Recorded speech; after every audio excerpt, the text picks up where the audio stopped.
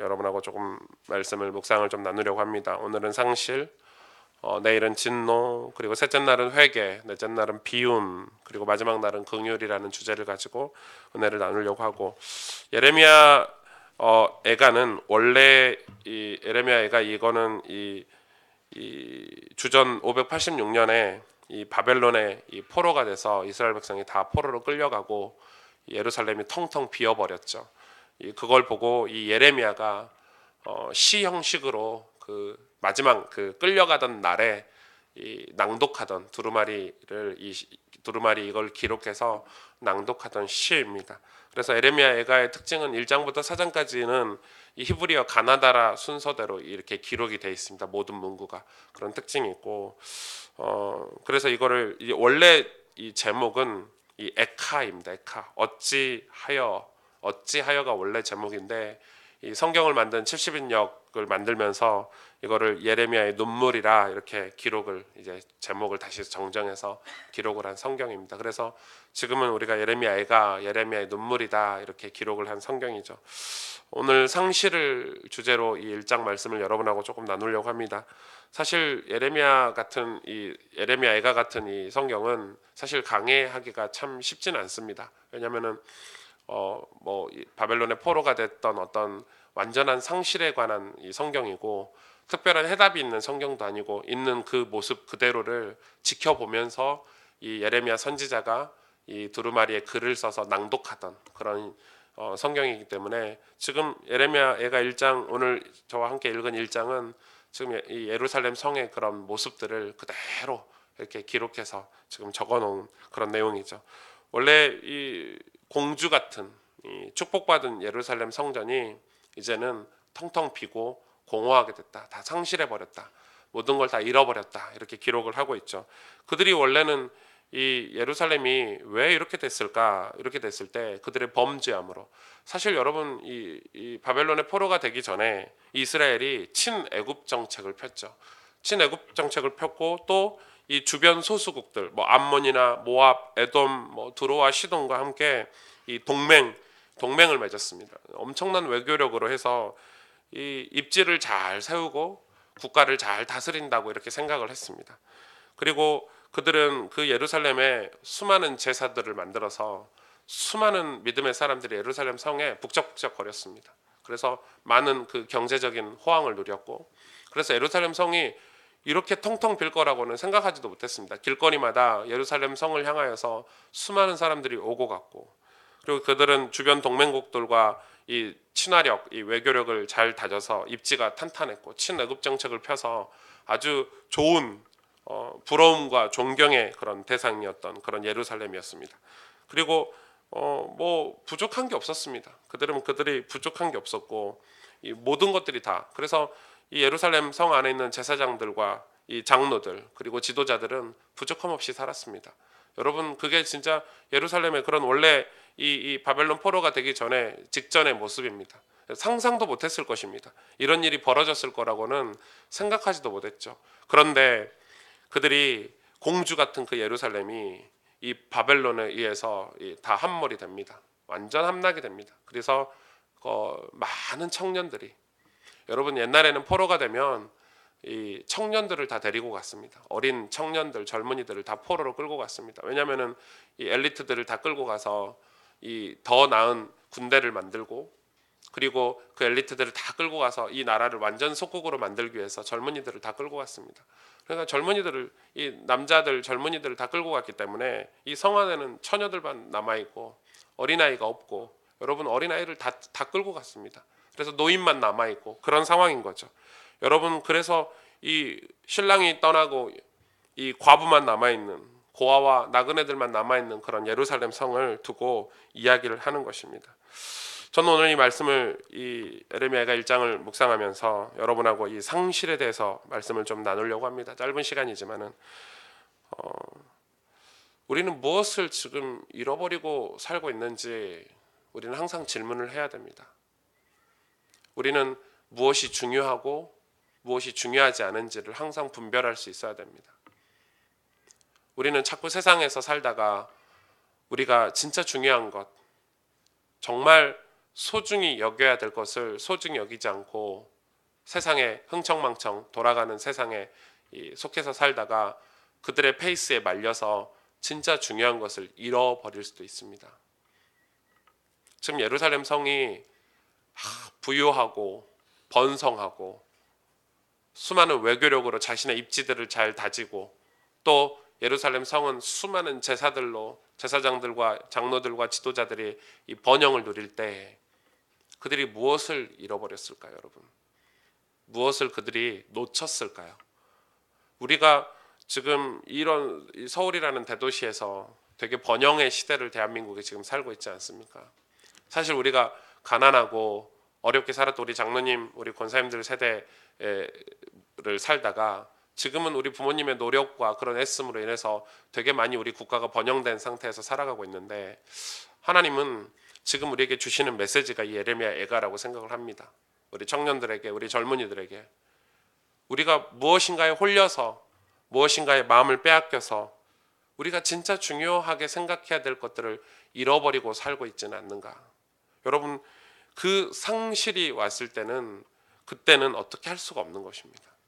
이미 빼앗기고 잃어버리고 내 소중한 것을 다 빼앗기고 나면은 그때는 땅을 치고 탄식해도 소용이 없습니다.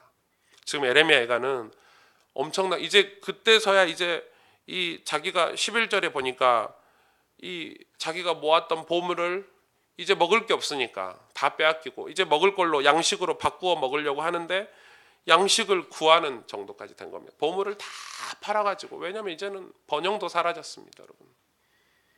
그래서 자기가 가지고 있는 이 보석 같은 걸 막 팔아가지고요, 이제 먹을 걸로 바꿔서 먹을 만큼 이 재앙이 예루살렘, 이스라엘에 찾아온 것입니다. 왜냐하면 자기들이 보물로 봐라, 우리 보석을 자랑하고 보물을 자랑할 때는 생각하지 못했을 것입니다. 우리의 생명이 우리가 막 즐겁고 쾌락을 누릴 때 12절에 보니까 나의 고통과 같은 고통이 있는가? 고통이 온다는데 그 고통이 올 거를 생각하지 못하는 거죠. 왜냐하면 지금은 쾌락이 있으니까, 즐거움이 있으니까, 같이 어울려 마시고 같이 어울려 즐기니까 이런 고통이 올 줄 생각하지도 못했습니다. 아들, 딸들을 다 빼앗기고 내 자식들을 다 포로로 빼앗기고 이제는 이 좋은 음식을 먹어도 좋은 음료를 마셔도 아무런 기쁨이 없고 감흥이 없는 포로로 다 빼앗겨 버렸습니다. 예루살렘 성은 제사장들만 남았습니다. 성도들이 이제 더 이상 예배하러 오지 않고 더 이상 하나님 앞에 제사 드리러 오지 않습니다. 그래서 길거리는 한산하다 이렇게 표현하고 있습니다. 왜 길거리는 한산해졌습니까? 다 포로로 끌려갔습니다. 그래서 예루살렘 성에는 장로들하고 제사장들밖에 없습니다. 그게 무슨 의미가 있습니까? 다 빼앗겼습니다. 다 빼앗기고 나서 이제 한탄을 하지만은 늦었다. 하나님께서, 근데 오늘 예레미야가 1장에 뭐라고 얘기합니까? 여호와는 의로우시다 이렇게 설명하고 있습니다. 이해가 안 가지 않습니까? 하나님 의로우시면 좀 지켜주시지, 하나님 의로우시면 좀 보존해 주시지. 그런데 하나님이 의로우셔서 우리의 범죄함 때문에, 우리의 죄악 때문에 이런 일을 벌이셨다라고 설명하고 있습니다. 여러분, 우리는 우리에게 당하는, 우리가 잃어버리는 상실, 우리의 고통, 우리의 빼앗기는 것이 우리는 재앙이라고 생각할 수 있지만 하나님 편에서는 하나님의 눈물이다, 하나님의 아픔이다. 하나님의 아픔을, 눈물을 머금고 그 고통을 감수하시면서 이런 일을 벌이신 겁니다. 왜? 우리가 진짜 소중한 것을 되찾기를 원하십니다. 하나님의 방법입니다.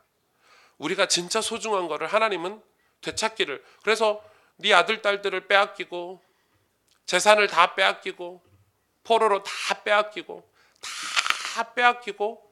그래서 그때서야 깨닫는 게 있는 것입니다. 진짜 우리가 놓쳤던 게 무엇인가, 진짜 우리가 붙잡지 못했던 게 무엇인가. 하나님은 그걸 지금 우리에게 메시지로 주고 계시는 것입니다.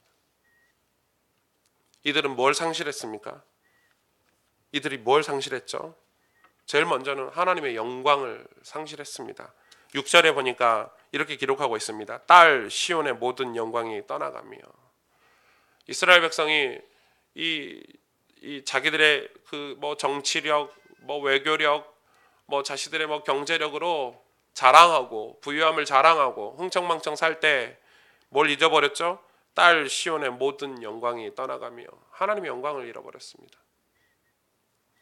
여러분, 지금 우리가 하나님의 영광을 잃어버린 시대를 살고 있습니다. 여러분, 수많은 교회들을 보십시오. 크리스찬들을 보십시오. 하나님의 영광과 상관없이 살아가고 있습니다. 심지어 목사인 저도 일주일을 살면서 하나님의 영광을 생각하는 게 참 적습니다. 죄송하지만 목회를 해도 그렇고 교회를 해도 그렇고 제 머릿속에 돌아가는 것은 세상적인 어떤 이 논리적이고 합리적인 것과 돌아가지 하나님의 영광이 잘 생각나지 않습니다. 이 하나님의 영광을 다 상실해 버렸습니다.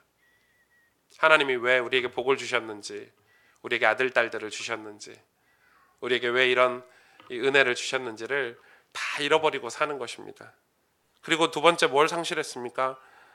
하나님의 은혜를 상실했습니다. 생명을 상실했습니다. 그게 9절부터 나오죠. 그의 더러운 것이 그의 옷깃에 묻어 있으나 그의 나중을 생각하지 아니하며. 옷깃에 더러운 게 묻은 거예요. 더러운 게 묻었는데 나중을 생각하지 않는 거예요. 당장은 괜찮거든요. 무슨 말이에요? 무슨 메시지예요? 우리가 하나님 앞에서 하나님의 은혜를 받고 살아야 되는 우리의 더러운 게 묻어가지고 그 하나님과 우리 사이에 더러운 게 묻어서 우리 옷깃에 더러운 게 묻어 있는데 나중을 생각하지 않는 거예요. 지금은 괜찮거든요. 그래서 이게 회개하고 이미 놀랍도록 낮아져도 이미 낮아져도 끝난 거예요. 이제 원수가 큰 채하고 원수가 우리에게 환난을 주는데 이미 늦은 거예요. 사단이 마귀가 우리를 장악하고 나서는 이미 늦은 거예요. 하나님의 은혜에서 우리가 멀어져 있다는 사실을 모르니까 이 더러운 게 우리 삶에 묻어 있음에도 불구하고 사단이 우리를 자꾸 우리를 유혹해서 우리를 잠식하고 있는 것을 생각하지 않는 거, 나중을 생각하지 않는 거예요. 이제 나중에 사단에게 완전히 잠식돼서 그제서야 낮아진 채 해도 낮아질려 해도 이제는 위로할 자도 없는 거죠. 대적들이 손을 펴서 그의 모든 보물들을 빼앗았고, 그죠?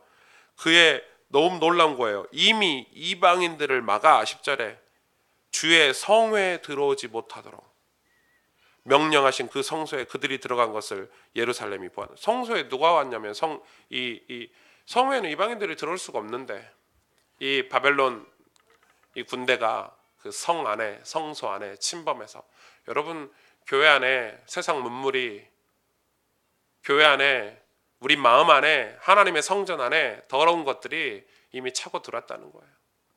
막을 수가 없다는 거예요. 여러분 이게 얼마나 중요합니까? 이 은혜를 다 상실해 버렸어요.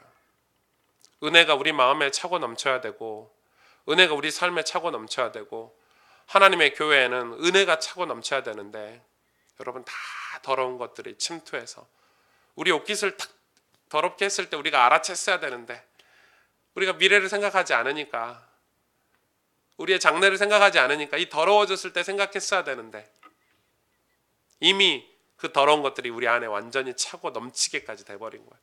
지금 예레미야가 그걸 지금 탄식하고 있는 거, 하나님께서 지금 탄식하고 계시는 거죠. 그리고 세 번째는 마음을 상실했습니다. 하나님의 마음을 우리의 욕심 때문에, 우리의 이기심 때문에 하나님의 마음을 상실했습니다. 19절에 보니까 내가 내 사랑하는 자들을 불렀으나 그들은 나를 속였으며 나의 제사장들과 장로들은 그들의 목숨을 회복시킬 그들의 양식을 구하다가 성 가운데서 기절하였도다. 여호와여 보시옵소서. 내가 환난을 당하여 나의 애를 다 태우고 나의 마음이 상하오니 나의 반역이 심히 큼이니이다. 밖에서는 칼이 내 아들을 빼앗아가고 집 안에서는 죽음 같은 것이 있나이다. 여러분 하나님의 마음, 예레미야가 그걸 지금 표현하고 있는 거죠. 내 사랑하는 자들을 불렀으나 그들은 나를 속였으며 나의 제사장들과 장로들은 그들의 목숨을 회복시킬 그들의 양식을 구하다가 완전 타락하고 목회자들이 완전 타락하고 영적 지도자들이 완전 자기 양식 구하기 바쁘고 아니 이스라엘 백성이 다 포로가 되고 아들 딸들이 다 포로가 돼서 빼앗겼는데 먹고 살기 바쁜 거죠. 하나님의 백성들이 내 사랑하는 자들을 불렀으나 그들이 먹고 사는 일이 바쁘고 나라를 번영시키기 바쁘고 잘 살아가기 바쁘고 결혼하기 바쁘고 장가가기 바쁘고 내 자녀 키우기 바쁘고 번영하기 바쁘고. 여러분, 그러니까 내 사랑하는 자들아 하시는 그 하나님의 음성을 듣지 못하는 거죠. 여러분, 지금 그걸 상실해버린 거예요. 하나님의 마음을 상실해버린 거예요. 내 마음이 상하오니, 이거는 하나님의 마음이죠. 그래서 반역이 크다. 이 반역은, 하나님 앞에 반역은 우리의 마음, 하나님의 마음을 우리가 헤아리지 못하고 사는 거죠. 여러분, 이렇게 하나님의 영광을 상실하고, 은혜는 하나님 앞에 우리의 생명줄 아닙니까? 생명줄. 이 은혜를 상실하고, 그리고 하나님의 마음, 하나님께서 우리를 내 사랑하는 자들아 하고 부르실 때 그의 음성을 듣지 않는, 하나님을 속이는 그런 마음을 우리가 지금 상실했죠. 그래서 어떻게 됐습니까? 그래서 하나님께서 더 이상 이걸 두고 보실 수가 없어서 이 큰 작업을 하신 것입니다. 바벨론으로 인해서 포로, 그 완벽할 줄 알았죠. 우리는 완벽해 이제. 친애국 정책을 폈고 주변의 모든 소수국들과 이 외교력으로 탄탄한 동맹을 맺었기 때문에 더 이상 전쟁은 일어나지 않을 거야. 완벽해. 우리는 하나님께서 도와주시지 않아도 보물이 많고 재물이 많아서 이 돈으로 다 주변국들을 사고 우리는 멀쩡해 했는데요. 바벨론이 일어나서 하나님을 바벨론을 강대국으로 만드셔서 이스라엘을 치게 하셨습니다. 여러분, 우리는 무엇을 혹시 잊어버리고 살고 있지는 않습니까? 우리는 무엇을 우리가 놓치고 살고 있지는 않습니까? 하나님의 영광과 그의 은혜, 또 하나님 우리를 사랑하시는 그 마음을 우리가 놓치고 살면 안 되겠습니다. 더불어서 또 하나는 저는 그렇게 생각을 합니다. 오늘 그 12절에 보니까 저는 이 1장 12절이 마음에 계속 이렇게 걸리더라고요. 이렇게 기록하고 있죠. 이거 같이 읽어볼까요? 시작. 지나가는 모든 사람들이여 너희에게는 관계가 없는가? 예, 거기까지요. 지나가는 모든 사람들이여 너희에게는 관계가 없는가? 지금 이 모든 일이 예루살렘 성 안에서 지나가는 사람들에게 이 예레미야가 얘기하는 겁니다. 지나가는 모든 사람이여 너희에게는 관계가 없는가? 이게 나만의 일인가? 나만 애통해야 될 일인가? 나만 눈물 흘려야 될 일인가? 지나가는 모든 사람들에게 물어봅니다. 너희에게는 관계가 없는가? 사실 똑같거든요. 저기도 내 자식이 잊어버렸고 저기도 보석을 다 빼앗겨 버렸고 다 똑같은 거야. 그런데 너희가 지금 알고 있는가? 우리가 왜 이렇게 됐는지, 우리가 왜 이렇게 지금 고통을 당하고 있는지 너희가 알고 있는가? 너희에게는 관계가 없는가? 이렇게 물어보고 있는 거예요. 지나가는 모든 사람들에게. 여러분은 이런 관계가 없으십니까? 하나님의 영광과 그 은혜, 그 하나님의 마음을 상실한 시대를 저와 여러분은 살고 있습니다. 그래서 우리가 진짜 중요하게 회복해야 될 것이 무엇인지, 우리가 신앙생활 하면서 단지 뉴스에 나오는, 여러분 지난주에도 제주도에서 그 어린 3살짜리 아이를 죽이고 자기가 자살을 했잖아요. 엄마가. 여러분, 우리하고 관계가 없습니까? 우리만 잘 먹고 잘 살면 됩니까? 우리만 은혜 받고 살면 됩니까? 지금 세상은 수많은 젊은이들이 다 세상에 빼앗겨 가고 있고, 수많은 젊은이들이 다 타락과 쾌락에 빼앗겨 가고 있고, 우리 아이만 괜찮으면 됩니까? 우리 아이는 멀쩡합니까? 괜찮을 수 있습니까? 지금 그 질문을 하고 있는 것입니다. 우리가 뭘 회복해야 되겠습니까? 여러분, 저는 우리 가스펠 교회 단단하게 세우려고 목회를 한 게 아닙니다. 우리 교회 단단하게 세워서 자랑하고 싶어서 우리 교회 뭐 1,000명, 2,000명, 3,000명 부흥해서 가스펠 교회 대단하다 이렇게 하려고 목회를 한 게 아닙니다. 여러분, 그럼 진짜 싹군 목사예요. 지금 이 제사장하고 틀릴 게 뭐가 있습니까? 내 양식을 먹기 위해서 하나님 앞에 기도하다가 기절한 거하고 다를 게 뭐가 있습니까? 너희에게는 관계가 없는가? 좀 우리나라는 영적으로 심각한 위기가 왔습니다. 아시죠? 여러분 다 느끼고 계시죠? 그래서 우리가 잃어버린 것들을, 하나님 우리를 상실하게 하신 것들을 우리는 찾아야 됩니다. 회복해야 됩니다. 여러분, 다른 크리스찬들이 그렇게 산다고 해서 우리도 똑같이 그렇게 살아서는 안 됩니다. 요즘은 시대가 이러니까 이렇게 살아도 돼, 그 말에 현혹되지 마세요. 우리는 성경으로 돌아가서 하나님이 말씀하신, 우리에게 이렇게 살라고 하신 그 삶을 살아야 되는 거예요. 그걸 찾아서 회복해야 돼요.